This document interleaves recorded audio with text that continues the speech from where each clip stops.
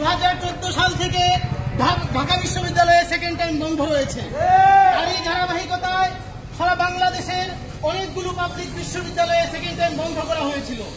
কিন্তু অত্যন্ত দুঃখজনক হলো 2020 সাল থেকে নিয়ে এ পর্যন্ত দেশের অন্যান্য স্বায়ত্তশাসিত বিশ্ববিদ্যালয়গুলোতে সেকেন্ড টাইম চালু করা হলেও ঢাকা বিশ্ববিদ্যালয়ে এখন পর্যন্ত চালু করা হয় নাই।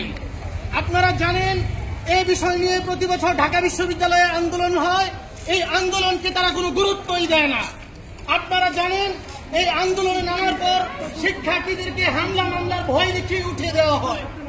আপনারা জানেন আমরা কিছুদিন আগে মানববন্ধন করেছিলাম, সেখানেও আমাদেরকে হুমকি দেওয়া হয়েছে। আমরা কোনো অযৌক্তিক দাবি করি নাই, আমরা এখানে যৌক্তিক দাবি নিয়ে এসেছি, আমরা আমাদের অধিকার নিয়ে এসেছি।